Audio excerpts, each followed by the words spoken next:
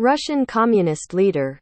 The West is backing fascists and using Ukraine. February 16, 2022, 12:32 p.m. CST by Gennady Zyuganov. Share email. Russian Communist leader.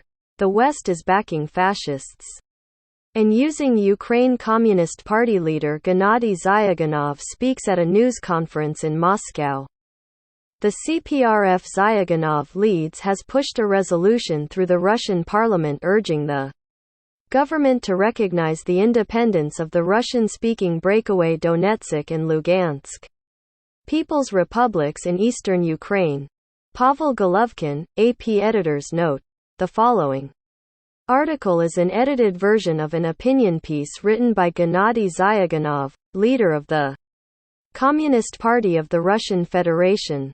It was published on February 14, 2022, the day before the State Duma, Russia's parliament, voted on a CPRF resolution calling on the government to officially recognize the independence of the Donetsk People's Republic and the Lugansk People's Republic. The DPR and LPR are ethnic Russian areas in the Donbas region of eastern Ukraine, which broke away following the right-wing coup which overthrew the Ukrainian government in 2014.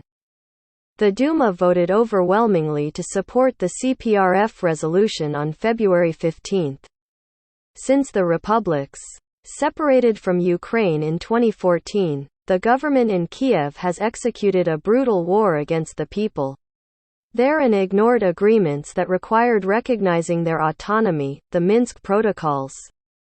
In this article, Zyuganov makes the case that rather than Russia preparing a war against Ukraine, it is Ukraine which is preparing for a deadlier escalation of its campaign against the two peoples' republics.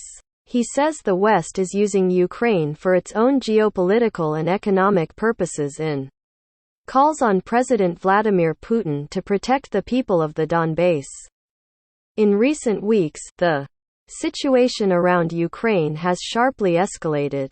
There are accusations of Russia's intention to act as an occupier. In fact, the cause of the crisis is that the Washington puppeteers of the Kiev leadership and the fascist forces there are persistently trying to organize a massacre in the Donbas region. For the sake of solving their geopolitical tasks, they are ready to arrange another large-scale bloodshed. An election official puts a sticker with a Donetsk People's Republic symbol over the Ukrainian national emblem on a ballot box at a polling station in the city of Donetsk, October 31, 2014.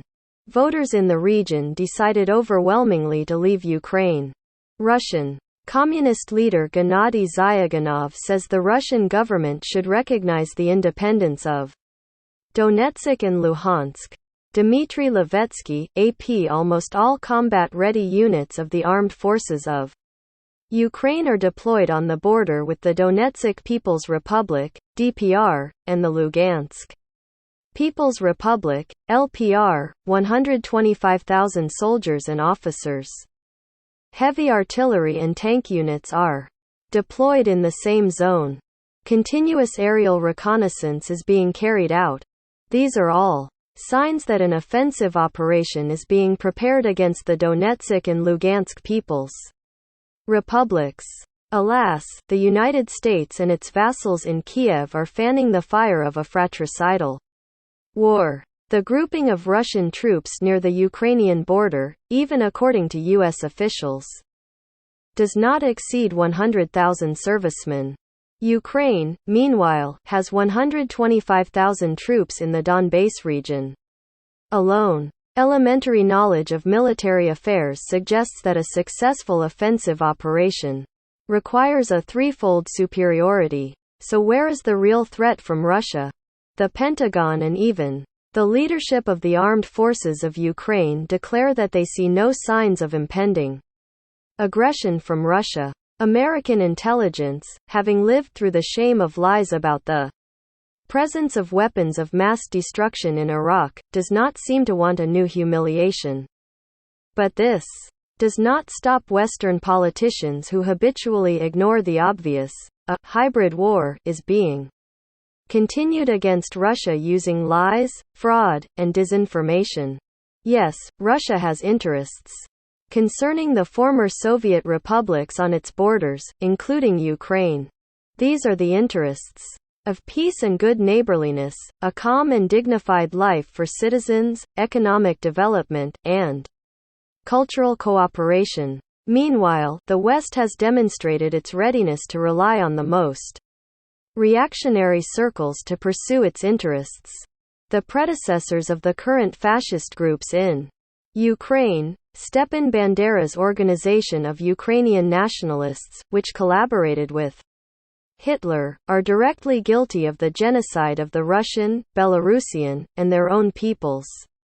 It was their punitive detachments that carried out the most brutal reprisals against the population of the partisan regions of Belarus during the Great Patriotic War, World War II, burning the inhabitants of hundreds of villages alive. Today, their vile successors in the fascist organizations inside the Ukrainian army, with their aggressive Russophobia and anti-Semitism, are welcomed by Western politicians. More than 600,000 residents of the DPR and LPR have already received citizenship of the Russian Federation.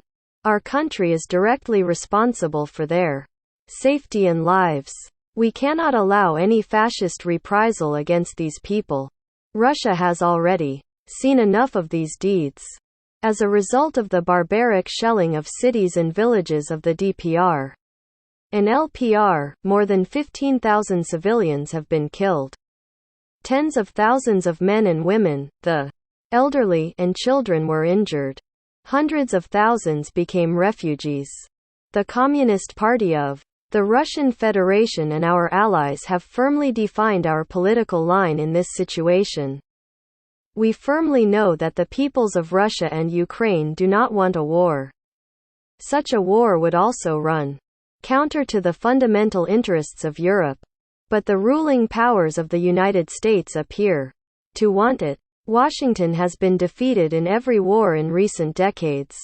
Korea, Vietnam, Iraq, and Afghanistan are just some of the countries in which the United States has unleashed wars and ingloriously lost. This time, its leaders are eager to fight by proxy in Ukraine. The Washington hawks have set out to turn Ukrainians into cannon fodder.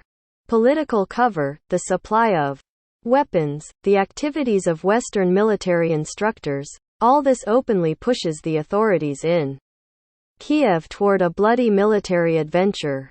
A Ukrainian soldier points a heavy machine gun at a frontline position in the Lugansk region, eastern Ukraine, February 7, 2022. Western media reports are awash with warnings of a Russian invasion of Ukraine, but little mention is made of the brutal offensive Ukrainian forces have been carrying out in the Donbas region since 2014. Vadim Girda. AP To allow this madness is to allow an unprecedented historical crime to be committed. We must, by all means, breathe into the hearts of the inhabitants of multinational Ukraine the readiness to resist the dangerous games of the Western powers and their henchmen in Kiev. The time has come to rise together to thwart their vile and dangerous plans. The powerful in their suits and ties are targeting not only Russia and Ukraine but also Europe.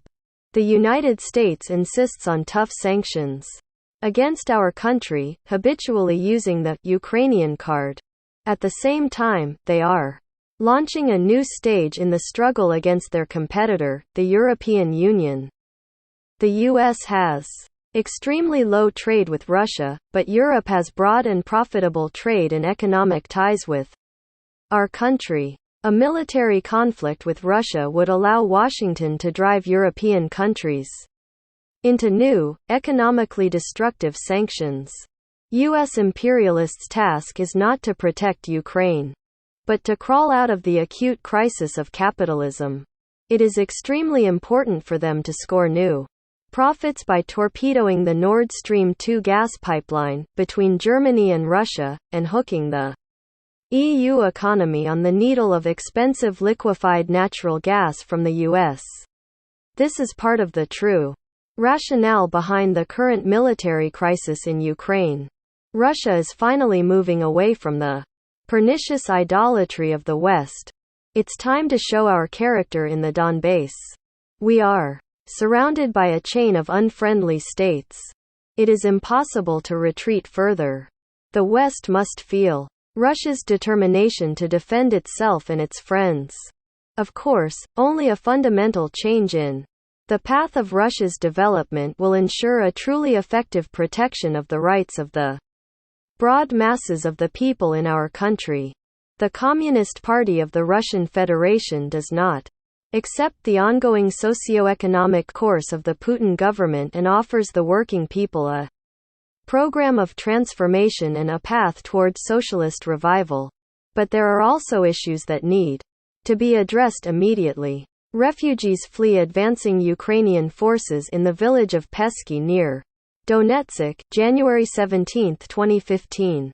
The massing of Ukrainian troops suggests a new offensive could be imminent. Ivo Dekopel, CTK via AP. We are ready to support the decisive measures of the government to protect the security of Russia and our fellow citizens in the People's Republics in the Donbass region. And we insist on the immediate recognition of their independence and sovereignty. Since 2014, we have consistently and steadily called for official recognition of the DNR and LNR. The voice of millions of their inhabitants was clearly expressed in a referendum in May 2014. They must be heard. Western governments and their minions in Kiev trampled on the Minsk agreements, which would have guaranteed autonomy for the DNR and LNR.